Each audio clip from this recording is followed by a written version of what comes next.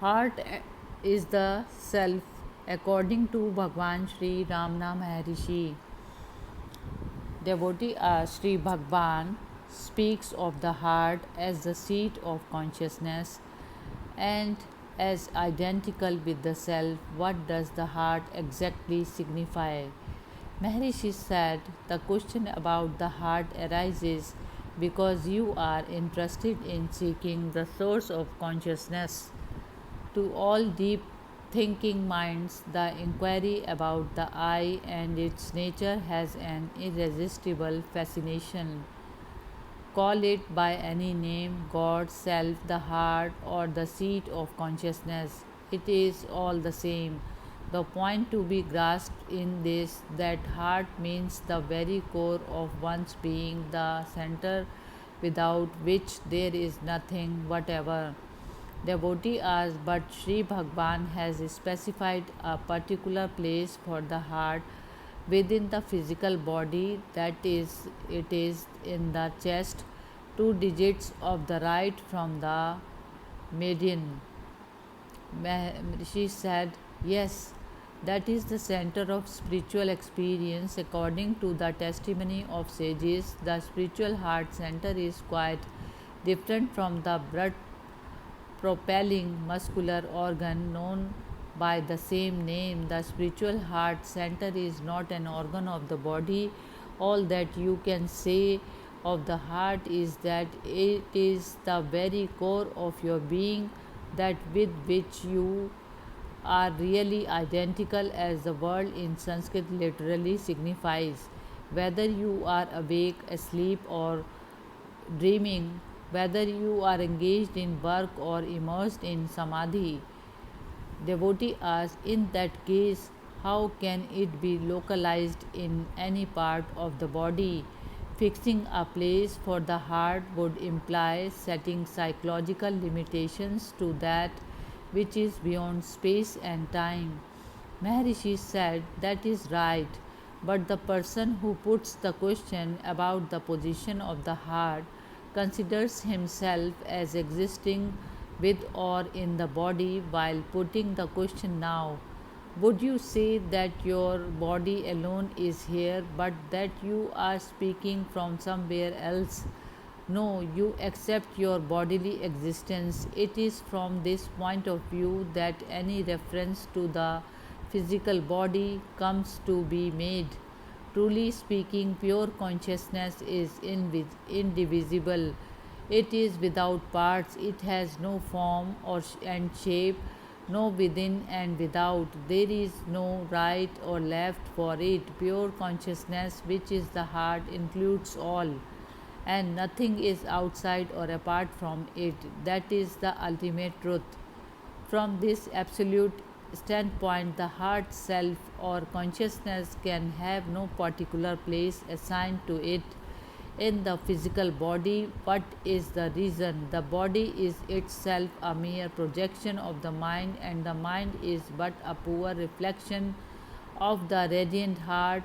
How can that in which everything is contained be itself confined as a tiny part within the physical body, which is but an infinitesimal phenomenal manifestation of the one reality? But people do not understand this.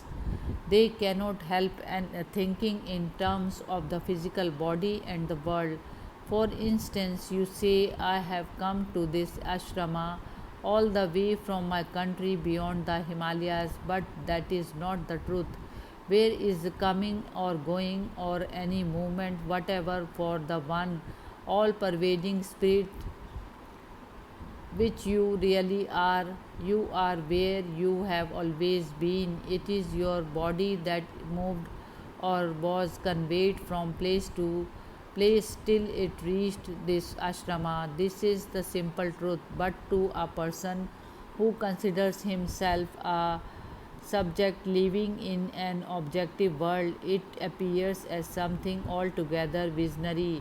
It is by coming down to the level of ordinary understanding that a place is assigned to the heart in the physical body.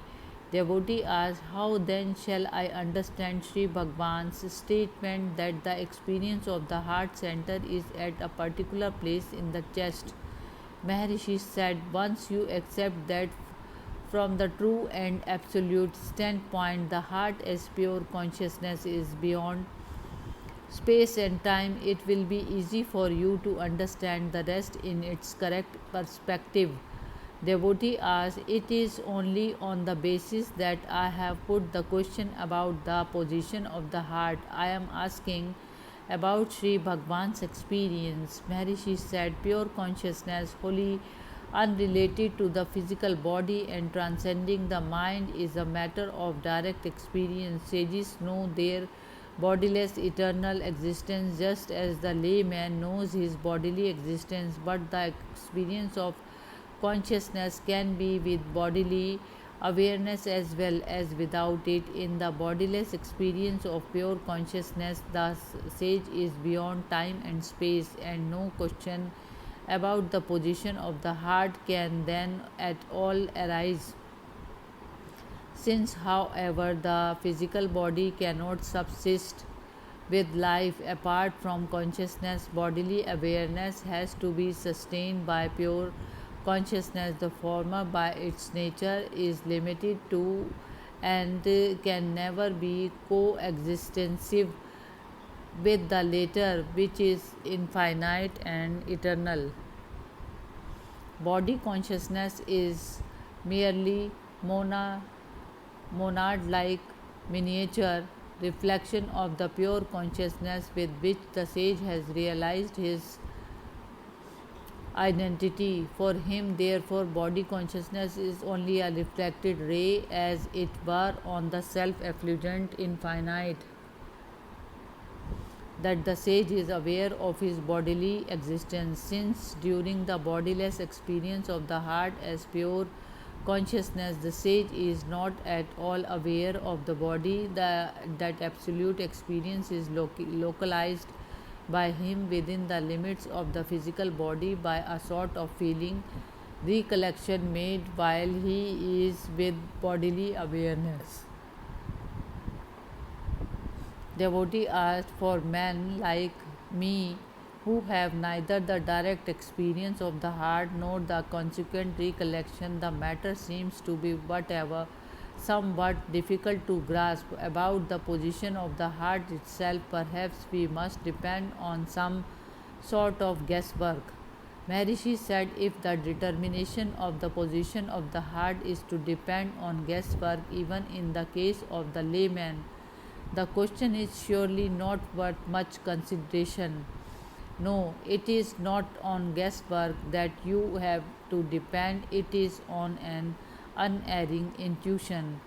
Devotee asked, for whom is the intuition? Maharishi said, for one and all. Devotee asked, does Sri Bhagwan credit me with an intuitive knowledge of the heart? Maharishi said, no, not of the heart, but of the position of the heart in relation to your identity. Devotee asked, Sri Bhagwan says that I intuitively know the position of the heart in the physical body. Maharishi said, why not? Devotee asked, pointing to himself, it is to me personally that Sri Bhagwan is referring. Maharishi said, yes, that is the intuition. How did you refer to yourself by gesture just now? Did you not put your finger on the right side of the chest? That is exactly the place of the heart center. Devotee said, so then, in the absence of direct knowledge of the heart center, I have to depend on this intuition. Maharishi said, what is wrong with it? When a schoolboy says, it is I who did the sum correctly, or when he asks you, shall I run and get the book for you, would he point to the head that did the sum correctly, or to the legs that will carry him swiftly to get you the book?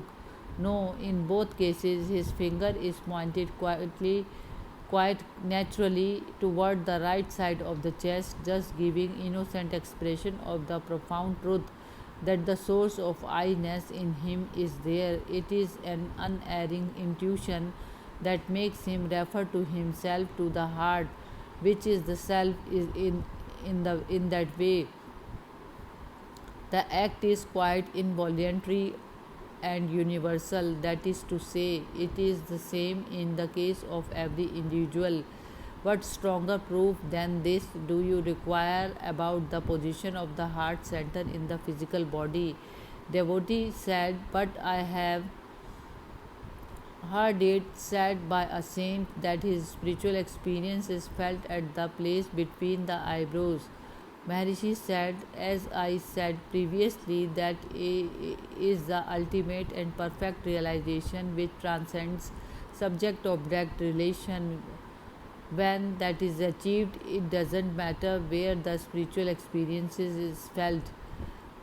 Devotee said, but the question is which is the correct view of the two, namely that the center of spiritual experiences is the place between the eyebrows, that it is the heart. Maharishi said, for purposes of practices, you may concentrate between the eyebrows.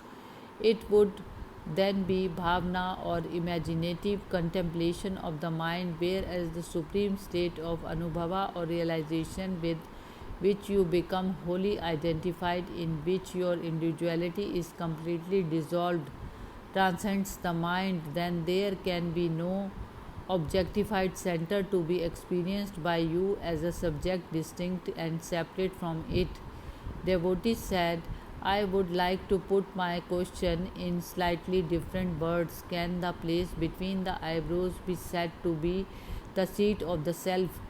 Maharishi said, you accept that the self is the ultimate source of consciousness and that it subsists equally during all the three states of the mind, but see what happens when a person in meditation is overcome by sleep. As the first symptom of sleep, his head begins to nod, which, however, could not happen if the self were situated between the eyebrows or at any other place in the head.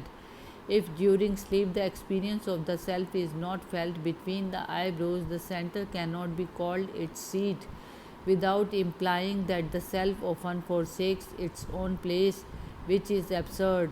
The fact is, the sadhaka may have his experience at any center or chakra on which he concentrates his mind, but for that reason, that particular place of his experience doesn't become ispo facto the seat of the self. There is an interesting story about Kamal, the son of Saint Kabir, which serves as an illustration to show that the head and a fortiori the place between the eyebrows cannot be considered the seat of the self. Kabir was intensely devoted to Sri Rama, and he never failed to feed those who sang and praised of the Lord of his devotion. On one occasion, however, it is happened that he had not the wherewithal to provide food for such a gathering of devotees. For him, however, there could be no alternative except that he must somehow make every necessary arrangement before the next morning. So he and his son set out at night to secure the required provisions. The story goes that after the father and son had removed the provisions from a merchant's house through a hole they made in the wall, the son went in again just to wake up the household and tell him, as a matter of principle, that their house had been burgled. When, having roused the household, the boy tried to make good his escape through the hole and join his father on the other side, his body stuck up in the aperture to avoid being identified by the pursuing household, because if detected there would be no feeding at all of the devotees. The next day he called out to his father and told him to sever his head and take it away with him. That done, Kabir made good his escape with the stolen provisions and the son's head, which on reaching home was hidden away from possible detection. The next day, Kabir gave a feast to the Bhaktas, quite unmindful of what had happened the previous night. If it is Rama's will, said Kabir to himself, that my son should die, may it prevail. In the evening, Kabir with the party set out as usual in procession into the town with bhajanas etc. Meanwhile, the burgled householder made report to the king, producing the truncated body of Kamal, which gave them no clue. In order to secure its identification, the king had the body tied up prominently on the highway so that whoever claimed it or took it away or no dead body is forsaken without the last rites being given to it by the kith and kin might be interrogated or arrested by the police who were posted secretly for the purpose. Kabir and his party with the bhajna in full swing came by the highway went to the astonishment of all. Kamal's truncated body, which was considered dead as a doornail, began to clap its hand, marking time to the tune sung by the bhajnas party. The story disapproves the suggestion that the head or the place between the eyebrows is the seat of the self. It may also be noted that when in the battlefield, the head of a soldier in action is severed from the body by a sudden and powerful stroke of the short sword. The body continues to run or move its limbs as in a mock fight just for a while before it finally falls down dead.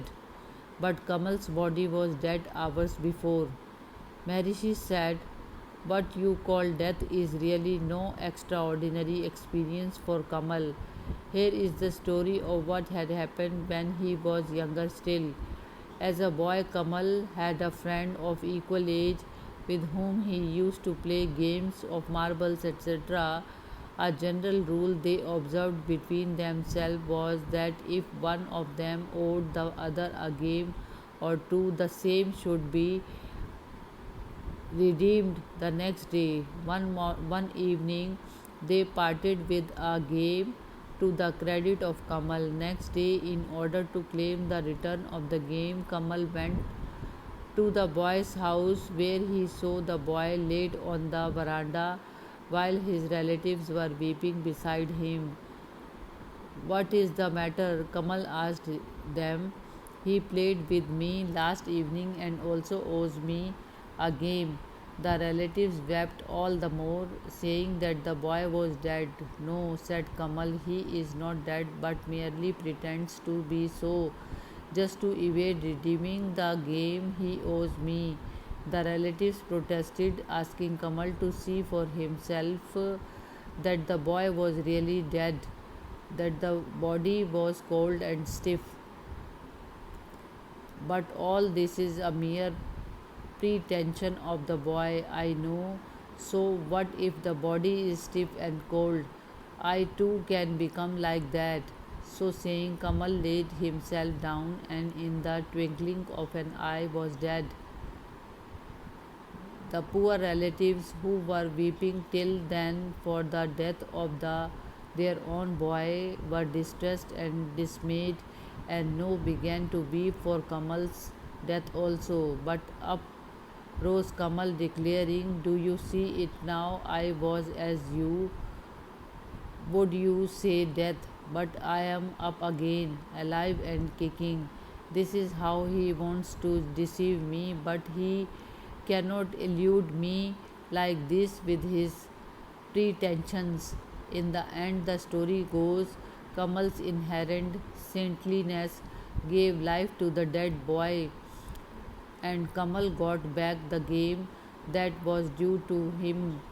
The moral is that the death of the body is not the extinction of the self, Its relation to the body is not limited by death and birth, and its place in the physical body is not circumscribed by one's experience felt at a particular place, as for instance between the eyebrows.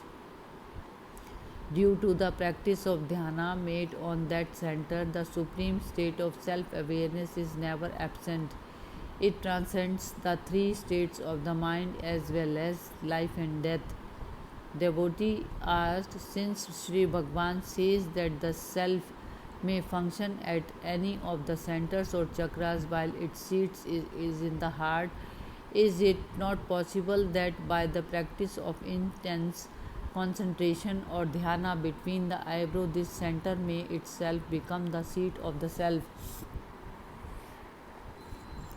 Maharishi said, as long as it is merely the stage of practice of concentration by fixing a place of controlling your attention and consideration about the seat of the self would merely be a theorization. You consider yourself as the subject, the seer, and the place whereon you fix your attention becomes the object seen. This is merely bhavna. When, on the contrary, you see the seer himself, you merge in the self, you become one with it, that is the heart. Devotee said, then is the practice of concentration between the eyebrows advisable? Maharishi said, the final result of the practice of any kind of dhyana is that the object on which the sadhaka fixes his mind ceases to exist as distinct and separate from the subject. The subject and object, become the one self, and that is the heart. The practice of concentration on the center between the eyebrows is one of the method of sadhana, and thereby thoughts are effectively controlled for the time being. The reason is this: all thought is an extroverted activity of the mind, and thought in the first instance follows sight, physical or mental. It should, however, be noted that this sadhana of fixing one's attention between the eyebrows must be accompanied by japa, because next in importance to the physical eye is the physical ear, either for controlling or distracting the mind. Next in importance of the eye of the mind, that is mental visualization of the subject, is the ear of the mind, that is mental articulation of speech, either to control and thereby strengthen the mind, or to distract and thereby dissipate it. Therefore, while fixing the mind's eye on a center, as for instance between the eyebrows, you should also practice the mental articulation for a name or mantra, sacred syllable.